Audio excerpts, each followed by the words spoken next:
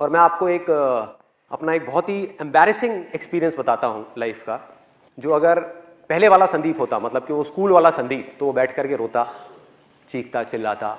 लेकिन ये जो कॉलेज वाला संदीप था, जो सीख गया था अपने ऊपर हंसना, उसने बड़ा एंजॉय किया। उसके लिए वो मज़ा था, मस्ती थी। आप में से कितने लोग बस में ट्रैवल करते हैं, भरी हुई बस में, जिन्होंने अच्छे से ट्रैवल किया है या पहले कभी किया है? ऑलमोस्ट सब ने। तो आप लोग बड़े आराम से रिलेट कर पाएंगे कि मैं क्या बोलने वाला हूँ। मैं कॉलेज से अपने घर आ रहा था एक बस के अंदर, और वो बस पूरी खचाखच भरी हुई थी। और बस में ट्रैवल करने की मेरे को सबसे ख़राब चीज़ ये लगती है कि उसमें जब बस पूरी तरह से भरी होती है तो सबके हाथ ऐसे होते हैं, और ज़्यादातर लोगों ने डिओड्रेंट नहीं लगाया होता। आप लोगों ने शायद ये प्रॉब्लम फेस करी होगी। तो हुआ क्या कि मैं ऐसी बस में ट्रैवल कर रहा, बस पूरी भरी हुई, और मुझे एक बड़ी अच्छी खुशबू आई, मतलब कमाल के एक परफ्यूम की खुशबू। और मैंने कहा यार ये क्या है, जहन्नुम में जन्नत दिख रही है, ये क्या है ये? मैं मतलब उसमें खो गया, उस खुशबू में। और मैंने अपने दोनों तरफ देखा, मैंने कहा ये कहाँ से आ रही है? तो मैंने पहले इधर देखा, इधर से नहीं थी। उधर देखा तो मेरे पीछे लेफ्ट साइड में एक लड़की खड़ी हुई थी, और उसने परफ्यूम लगाया। ये लड़की के नाम पे वो करने वाली बात। और जैसे मेरी नजर पड़ी कि ये इस लड़की में से ये परफ्यूम की खुशबू आ रही है, तो मेरे फेस पे हल्की सी स्माइल आ गई। और ये स्माइल उस लड़की को देख करके नहीं आई थी, क्योंकि आप लोगों को बैकग्राउंड पता है, उसको नहीं पता था। ये स्माइल आई थी उसके परफ्यूम की वजह से, कि मैंने देखा और मैंने कहा कितना अच्छा परफ्यूम है। तो हल्की सी स्माइल आई, लेकिन उस लड़की को ये डाउट हो गया कि मैं उसको छेड़ रहा हूँ, मैं उसमें लाइन मार रहा हूँ। और वो बिल्कुल गुस्से से मेरे को घूरने लग गई, मतलब उसने गुस्से वाली मेरे को लुक दी, और मैंने फटाफट से अपना मुंह नीचे कर लिया। मैंने कहा भाई पिटना नहीं है तो मुंह नीचे कर लो, भीड़ यहाँ पे बहुत है, बहुत मारेंगे सब मिल करके। तो मैं अपना आराम से ऐसे ही खड़ा हुआ। उसके 10-15 मिनट बाद में, गर्मी बहुत ज़्यादा थी, गर्मियों का टाइम था, और मेरे फेस पे पसीना आया। तो मैंने क्या किया, अपनी जेब में हाथ डाला रुमाल निकालने के लिए। अब ध्यान से देखो मेरा हाथ कैसा है, क्योंकि मैं आपको बता चुका हूँ कि मेरी उंगली मुड़ती नहीं है। तो मैं गया, मैंने जा करके अपनी जेब में हाथ डाला, रुमाल निकाला, और जब रुमाल निकाल रहा था तो वो उंगली जा करके उस लड़की के पैर पे टच हो गई। उसके पैर पे टच हो गई। आपने वो कहावत सुनी होगी, कंगाली में आटा गीला। बिल्कुल ऐसे ही कुछ मेरे साथ में हुआ कि पहले ही मेरी पिटने वाली हालत थी, और ऊपर से वो उंगली जा करके उसके पैर पे टच हो गई। मैं रुमाल लेकर के चुपचाप अपने फेस पे आया, और मेरी हालत खराब। मैं मन ही मन सोच रहा, मैंने कहा भाई अब क्या करूँ? दो ऑप्शन है मेरे पास में। एक तो ये है कि पलट करके इसको फटाफट से सॉरी बोल दूँ, लेकिन उसमें एक रिस्क है कि क्या हो अगर उसको पता ही नहीं है कि उंगली मेरी थी इतनी भीड़ में।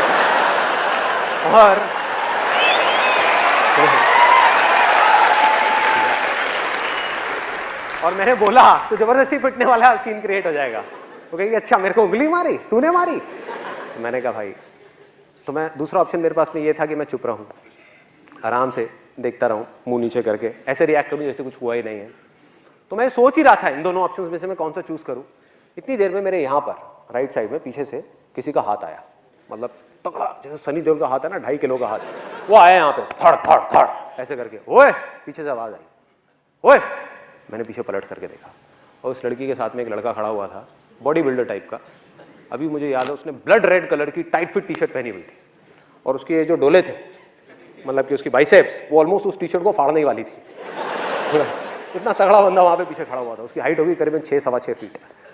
तो मैंने उसको पलट करके देखा, और पलटते ही अब मेरे को समझ ही नहीं आया मैं क्या बोलूँ। अब बहुत देर हो चुकी थी, अब सॉरी बोलने वाली स्टेज जा चुकी थी। मैंने कहा हाँ जी। बस मेरा ये बोलने की देर थी, लड़की का गुस्सा और बढ़ गया। कहती हाँ जी, मैं तुझे बताऊं हाँ जी। एक तो मुझे पहले देख करके हंसता है, उसके बाद में टच करता है, और फिर पलट करके कहता है हाँ जी। तो उल्टा पड़ गया मेरे ऊपर, मतलब जैसे ही मैंने उसको बोला। फिर मैंने उसको समझाया, मैंने कहा जी I am very very sorry. अब मैं आपको किस तरीके से समझाऊं, आप देखो ये जो मेरी 2 उंगलियां हैं, आप देखो इन दोनों की शेप्स में आपको साफ फर्क पता लग जाएगा। मेरी जो उंगली है मुड़ती नहीं है, मैंने जानबूझ करके नहीं किया, गलती से हो गया है।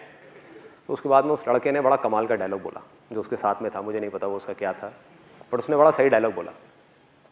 कहता ओ हीरो। मैं कहा हाँ जी। और क्या बोलूं? मैं कहा हाँ जी। कहता है मेरा हाथ दिख रहा है, ये भी अगर एक बार पढ़ना शुरू हो जाए ना तो रुकता नहीं है, जैसे तेरी उंगली मुड़ती नहीं है। तो मैंने कहा भाई आज तो तू गया, आज तो पिटाई होनी पक्की है। फिर उसके बाद में मैंने जितनी मैं कोशिश करता चला जा रहा था उतनी ही गड़बड़ होती चली आ रही थी। और ऐसे में गड़बड़ क्या होती है कि यहाँ तक तो ठीक था, मतलब ये जो लड़का था और ये लड़की थी, इसको तो मैं फिर भी किसी तरह से हैंडल कर लेता, लेकिन ऐसे में क्या होता है, जितनी भी भीड़ होती है वो सब लड़की की तरफ हो जाती है। उनको ये लगता है कि सारे लड़के ही बुरे हैं और कोई समझने को तैयार नहीं, मतलब किसी को पता ही नहीं कि हुआ क्या है। और वहां पर पीछे एक मूंछों वाले अंकल खड़े थे, वो बोलते कहते, ओए शर्म नहीं आती तेरे को, तू लड़की को छेड़ता है, भरी बस में लड़की को छेड़ रहा है। मैं पलटा, मैंने उनके हाथ जोड़े, मैं कहा अंकल जी आज तक मैंने अपनी गर्लफ्रेंड को नहीं छेड़ा, मैं इनकी गर्लफ्रेंड को क्या छेड़ा। मतलब मैं समझाने की कोशिश कर रहा हूं, मैंने कहा एक बार देखो तो सही, देखो तो सही। कहते गंदे गंदे इशारे करता है, चल साइड हो चल। मतलब कोई भी अपनी वाइफ की फ्रस्ट्रेशन, अपनी जॉब की फ्रस्ट्रेशन आकर के मेरे पे निकाल रहे, आकर के ले ले धक्के धक्के देते देते। तो कब मुझे धक्के पड़े और कब मैं बस के आगे तक पहुंचा, कब कंडक्टर ने बस रोकी और मैं बस से उतरा, मुझे पता ही नहीं लगा। सब कुछ अपने आप हो गया, धक्के खाते खाते खाते खाते बीच रास्ते में मुझे बस से निकाल दिया। इनफैक्ट मेरा जो कॉलेज का बैग था वो भी बस में रह गया। और मैं उतरा, और उतर करके अगर वो पहले वाला संदीप होता, वो स्कूल टाइम वाला, तो वो क्या करता, वो रोता, वो जा करके उस भगवान को बोलता, हे भगवान तूने मेरे साथ में क्या किया, मेरी तो कोई गलती भी नहीं थी, ऐसे पिट गया, ऐसे मेरे कपड़े फट गए, ऐसे ये सब हो गया, यही करता। और दूसरी चीज क्या करता, इस एक्सपीरियंस को, ये जो हुआ मेरे साथ में, इसको एक भयानक सपना समझ करके भूलने की कोशिश करता, ये भूल जाओ। और मजे की बात पता है क्या है, आप जितना भी किसी चीज को भूलने की कोशिश करते हो वो चीज उतनी ही याद आती है। हुआ आप लोगों के साथ ऐसा?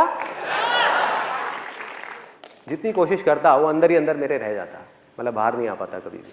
लेकिन ये था पहले वाला संदीप, मतलब कि वो स्कूल वाला संदीप जो अपने कॉलेज के फ्रेंड से नहीं मिला था, लेकिन वो मर चुका था। अब था ये कॉलेज वाला संदीप। मैंने क्या किया, वहाँ से उतरा, मैंने कहा यार बैग तो अंदर रह गया है, लेकिन दोबारा पिटने की मेरी हिम्मत नहीं थी। तो मैंने कहा दोबारा जाना तो बस के अंदर ठीक नहीं है। तो साइड में आया, वहाँ पर आ करके एक पानी की रेडी वाला खड़ा हुआ था, गर्मियों के अंदर वहाँ पे पानी की रेडी वाले खड़े होते हैं, उससे बढ़िया सा नींबू पानी बनवाया, नींबू पानी बनवा करके रोड के साइड में बैठा और हंसने लगा, अपने ऊपर ही हंसने लगा, मतलब अकेले में खुद का मजाक उड़ा रहा था। और बार बार सोच रहा, मैंने कहा यार मैंने सॉरी क्यों नहीं बोला। और अपने घर गया, वहाँ जा करके अपनी सिस्टर को एक किस्सा सुनाया। मैं कहा देख भाई मेरे साथ में ऐसी ऐसी चीज़ें हुई हैं। सिस्टर भी बहुत हंसी, कहती भैया तू तो बिल्कुल ही बेवकूफ़ है, बिल्कुल ही पागल है, ये क्या ज़रूरत थी ये सब करने की। मैंने कहा मैंने किया थोड़े, वैसे ही हो गया, मैं क्या करूँ। उसके बाद मैं अपने उन स्कूल फ्रेंड्स के पास में गया, वही जो मेरा बहुत मजाक उड़ाते थे, उनके पास में गया, उनको भी जा करके अपना पूरा किस्सा सुना दिया। और वो भी बहुत हंसे, कहते हमने सही नाम रखा था तेरा, उंगली देख उंगली करी दी ना तूने। कहते तू बाज नहीं आया, पंगे ले ही लिए ना। मैंने कहा हाँ यार क्या करूं, मैं ऐसा ही हूं। तो अब फर्क क्या था, क्योंकि मैं खुद पे हंसना सीख चुका था, उस समय नहीं आता था। तो अब वो लोग जैसे ही मेरा मजाक उड़ाते, पहले वो मुझे एक बोलते मैं उनको दो बोलता, अब वो मुझे एक बोलते मैं खुद के बारे में एक चीज और ऐड कर देता। वो कहते हैं हाँ भाई उंगली, मैंने कहा हाँ यार तुम सही कह रहे हो, सही नाम रखा है तुमने मेरा, मैं हूं ही बेवकूफ, मैं हूं ही पागल। तो ये करते करते हुआ क्या, मजे की बात मेरे को अभी भी याद है, उनमें से एक लड़का जो मेरा सबसे ज्यादा मजाक उड़ाता था स्कूल टाइम में, उसने बोला, जब ऐसे ही कुछ देर तक ये चलता रहा, तो उसने बोला, कहता भाई संदीप तू बिल्कुल बदल गया है, तू तो बिल्कुल ही बदल गया है। और उसकी जो टोन थी ना बोलने की, वो खुशी वाली टोन नहीं थी। He was in a state of shock। वो सदमे में था कि भाई ये हुआ क्या इस लड़के को, वो सदमे में था। क्यों? क्योंकि उसकी पावर उसके हाथ से चली गई थी। सोचो किसी के हाथ में बहुत ज्यादा पावर हो और वो एकदम से चली जाए रातों रात, तो क्या होगा, वो कैसे रिएक्ट करेगा, वो शॉक में आ जाएगा ना, कहेगा भाई ये क्या हुआ है, ये हो क्या रहा है। क्योंकि उसकी पावर थी क्या, उसकी पावर थी मेरा गुस्सा। मुझे गुस्सा आता था और वो मुझे गुस्सा दिलाता था। मैं चिढ़ता था, वो मुझे चिढ़ाता था। मैंने चिढ़ना बंद कर दिया, अब वो किसको चिढ़ाएगा। सोचो, उसकी पावर गायब, उसके जोक्स फेल, पूरी तरह से फेल।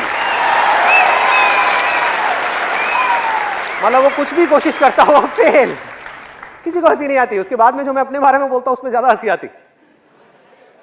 तो ये मेरा लाइफ का छोटा सा मैंने आपको एक्सपीरियंस बताया कि किस तरह से अगर हम अपने अंदर एक इतना छोटा सा चेंज लेकर के आ जाए तो किस तरह से हमारी लाइफ एक बिल्कुल ही अलग डायरेक्शन पे निकल जाती है। सोचो मेरे अंदर का गुस्सा मर गया, फ्रस्ट्रेशन गायब हो गई, दुख गायब हो गया, क्योंकि अब मुझे हंसने के लिए किसी और की जरूरत नहीं थी, टीवी देखने की जरूरत नहीं थी, खुद के ऊपर अकेले में बैठ करके हंस सकता था। कितना कुछ मिल गया छोटी सी चीज के थ्रू। और आपने भी शायद ये चीज नोट करी होगी कि जब मैं स्टेज पर होता हूं या वैसे भी रियल लाइफ में भी, कि किसी भी तरह का कोई भी जोक क्रैक करने में चाहे कितने भी लोग बैठे हो, चाहे 10 लोग बैठे हो, चाहे 10,000 लोग बैठे हो, मुझे 1% भी दिक्कत नहीं होती। हुआ क्या है कि आज मुझे अच्छे तरीके से समझ आ चुका है कि मैं चाहे कैसा भी जोक क्रैक करूं यहां पर, कैसा भी, अच्छा हो या बुरा हो, एक चीज गारंटीड है, आप लोगों ने हंसना ही हंसना है।